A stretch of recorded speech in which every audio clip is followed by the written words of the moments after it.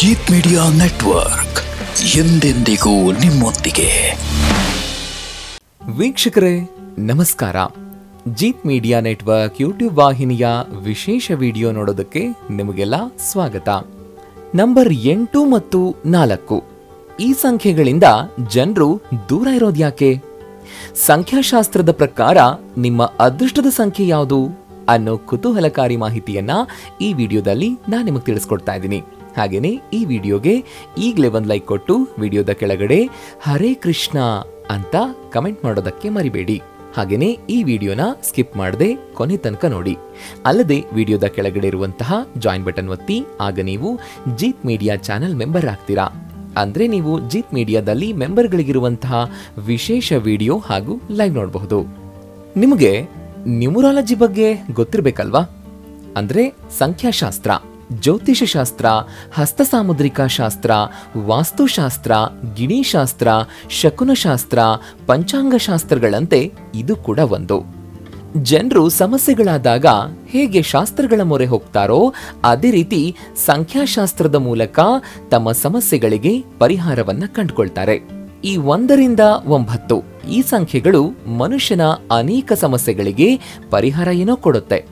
ಜೊತೆಗೆ ಇದೇ ಸಂಖ್ಯೆಗಳು ಮನುಷ್ಯನ ಅನೇಕ ಸಮಸ್ಯೆಗಳಿಗೂ ಕಾರಣ ಆಗೋಗಿರುತ್ತೆ. ಅದರಲ್ಲೂ ನಂಬರ್ 8 ಹಾಗೂ ನಂಬರ್ 4 ಈ 2 ಸಂಖ್ಯೆಗಳಂತಂದ್ರೆ ಸಾಕು, ಜನ ಈ ನಂಬರ್ಗಳ ಸಹವಾಸವೇ ಬೇಡ ಅಂತ ದೂರ ಉಳಿದ್ಬಿಡ್ತಾರೆ.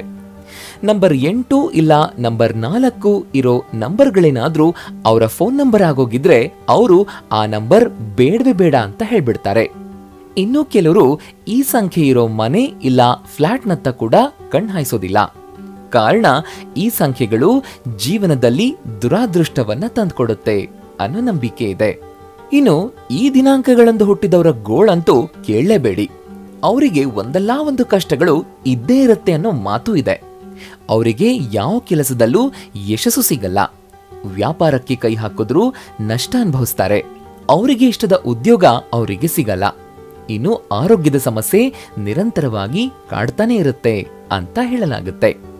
ಆದ್ರಿಂದ ಈ ಸಂಖ್ಯೆಗಳ ಸಹವಾಸವೇ ಬೇಡ ಅಂತ ತುಂಬಾ ಜನ ದೂರ ಉಳಿದ್ಬಿಡ್ತಾರೆ. ಹಾಗಾದ್ರೆ 8 ಮತ್ತು 4 ಈ ಸಂಖ್ಯೆಗಳು ನಿಜಕ್ಕೂ ದುರಾದೃಷ್ಟದ ಸಂಖ್ಯೆಗಳ? ಸಂಖ್ಯಾಶಾಸ್ತ್ರಜ್ಞರು ಈ ಸಂಖ್ಯೆಗಳ ಬಗ್ಗೆ ಹೇಳೋ ಅಭಿಪ್ರಾಯ ಏನು? ಈ ಪ್ರಶ್ನೆಗೆ ಉತ್ತರ ಬೇಕು ಅಂತಂದ್ರೆ ಈ ವಿಡಿಯೋನ ಕೊನೆ ತನಕ ನೋಡ್ಲೇಬೇಕು. ವೀಕ್ಷಕರೇ, ನಿಮಗ್ ಗೊತ್ತಾ, ಸಂಖ್ಯಾಶಾಸ್ತ್ರಕ್ಕೂ ಜ್ಯೋತಿಷ ಶಾಸ್ತ್ರಕ್ಕೂ ಒಂದು ಸಂಬಂಧ ಇದೆ. ಯಾಕೆಂತಂದ್ರೆ 12 ರಾಶಿ, 9 ಗ್ರಹ, 27 ನಕ್ಷತ್ರಗಳು. 12 ರಾಶಿಯಲ್ಲಿ 27 ನಕ್ಷತ್ರಗಳಿವೆ. ಅಂದ್ರೆ ಒಂದೊಂದು ರಾಶಿಗೂ ಸರಾಸರಿ 2.5 ನಕ್ಷತ್ರಗಳು. ಒಂದೊಂದು ನಕ್ಷತ್ರಕ್ಕೂ 4 ಪಾದಗಳು. 2 ನಕ್ಷತ್ರಗಳಿಗೆ 9 ಪಾದಗಳು. ಒಂದೊಂದು ರಾಶಿಯಲ್ಲಿಯೂ 9 ಪಾದಗಳಿವೆ. 12 ರಾಶಿಗಳಿಗೆ ಒಟ್ಟು 108 ಪಾದಗಳು. ಜ್ಯೋತಿಷ ಶಾಸ್ತ್ರದಲ್ಲಿಯೂ ಸಂಖ್ಯೆಗಳು ಪ್ರಧಾನವಾಗಿರೋದು ಇದರಿಂದ ತಿಳಿಯುತ್ತೆ. ಇನ್ನು ಸಂಖ್ಯಾಶಾಸ್ತ್ರದ ಪ್ರಕಾರ ಪ್ರತಿಯೊಬ್ಬ ವ್ಯಕ್ತಿಯೂ 4 ರೂಪದಲ್ಲಿ ಯಾವ ಸಂಖ್ಯೆ ತಮ್ಮ ಅದೃಷ್ಟದ ಸಂಖ್ಯೆ ಅಂತ ತಿಳ್ಕೊಳ್ಬಹುದಾಗಿದೆ. ಅವುಗಳು ಯಾವುವು ಅಂತಂದ್ರೆ ಜನ್ಮ ಸಂಖ್ಯೆ, ಭಾಗ್ಯ ಸಂಖ್ಯೆ, ನಾಮ ಸಂಖ್ಯೆ ಹಾಗೂ ವರ್ಷ ಸಂಖ್ಯೆ. ಇವುಗಳನ್ನ ಹೇಗೆ ಕಂಡುಹಿಡಿಯೋದು ಗೊತ್ತಾ? ಅದನ್ನು ವಿವರವಾಗಿ ಹೇಳ್ತೀವಿ, ಕೇಳಿಸ್ಕೊಳ್ಳಿ. ಮೊದಲನೇದಾಗಿ ಜನ್ಮ ಸಂಖ್ಯೆ. ವ್ಯಕ್ತಿಯ ಹುಟ್ಟಿದ ತಾರೀಖನ್ನ ಏಕ ಸಂಖ್ಯೆಯಾಗಿ ಮಾಡಿದಾಗ ಬರುವಂತಹ ಸಂಖ್ಯೆಯಾಗಿದೆ. 1 ರಿಂದ 31 ತಾರೀಕಿನ ಆಧಾರದ ಮೇಲೆ ಇದನ್ನು ಲೆಕ್ಕ ಮಾಡಲಾಗುತ್ತೆ. ಉದಾಹರಣೆಗೆ 23 ಆಗಿದ್ರೆ 2 + 3 = 5 ಜನ್ಮ ಸಂಖ್ಯೆ ಆಗಿರೋದು. ಇನ್ನು ಎರಡನೇದು ಭಾಗ್ಯ ಸಂಖ್ಯೆ. ಇದನ್ನ ವ್ಯಕ್ತಿತ್ವದ ಸಂಖ್ಯೆ ಅಂತ ಹೇಳ್ತಾರೆ. ಯಾವುದೇ ವ್ಯಕ್ತಿಯು ಹುಟ್ಟಿದ ತಾರೀಕು, ತಿಂಗಳು ಮತ್ತು ವರ್ಷದ ಸಂಖ್ಯೆಗಳನ್ನ ಕೂಡಿಸಿ ಬರುವಂತಹ ಮೊತ್ತದ ಏಕ ಸಂಖ್ಯೆ. ಉದಾಹರಣೆಗೆ 1 + 0 + 1 + 2 + 1 + 9 + 8 + 5 = 27. 2 + 7 = 9.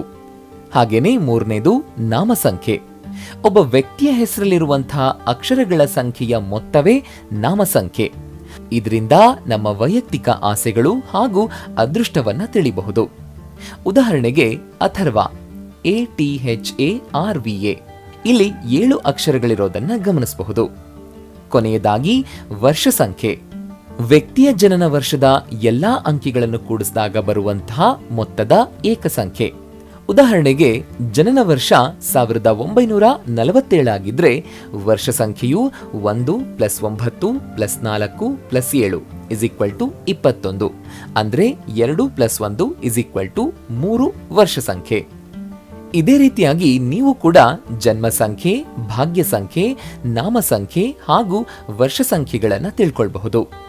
ನೀವು ಕೂಡ ಈ ರೀತಿ ಮಾಡಿ ನಿಮ್ಮ ಅದೃಷ್ಟದ ಸಂಖ್ಯೆ ಯಾವುದು ಅಂತ ತಿಳ್ಕೊಳ್ಬಹುದು.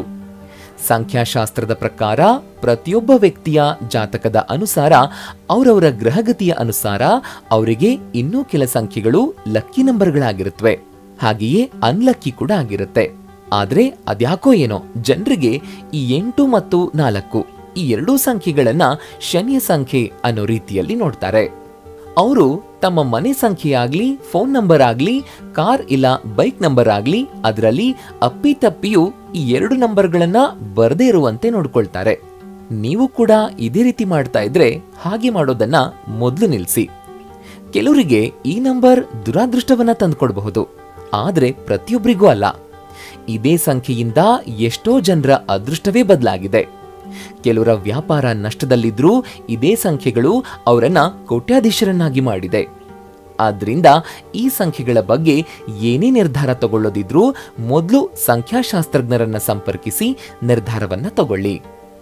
ಇನ್ನೊಂದು ಮುಖ್ಯವಾದ ವಿಷಯವನ್ನ ಈ ವಿಡಿಯೋದಲ್ಲಿ ಹೇಳಲೇಬೇಕು. ನಿಮ್ಮ ಮನೆಯ ಬಣ್ಣವು ನಿಮ್ಮ ಸಮಸ್ಯೆಗಳನ್ನ ದೂರ ಮಾಡುವ ರಾಮಬಾಣವಾಗಿ ಕೆಲಸ ಮಾಡುತ್ತವೆ. ಅದು ಹೇಗಂತಂದ್ರೆ, ನಿಮ್ಮ ಮನೆ ಉತ್ತರ ದಿಕ್ಕಲ್ಲಿದ್ರೆ ಮನೆಯ ಬಣ್ಣ ಹಸಿರು, ನೀಲಿ, ಬಿಳಿ ಬಣ್ಣ ಇರುವಂತೆ ನೋಡ್ಕೊಳ್ಳಿ. ಇನ್ನು ಪೂರ್ವ ದಿಕ್ಕಲ್ಲಿದ್ರೆ ಹಸಿರು ಹಾಗೂ ಕಾಫಿ ಬಣ್ಣದ್ದಾಗಿರ್ಲಿ.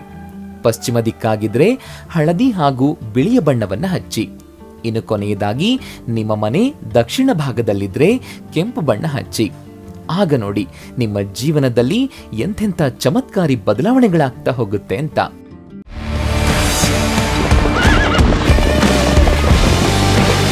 ಜೀತ್ ಮೀಡಿಯಾ ನೆಟ್ವರ್ಕ್ ಎಂದೆಂದಿಗೂ ನಿಮ್ಮೊಂದಿಗೆ.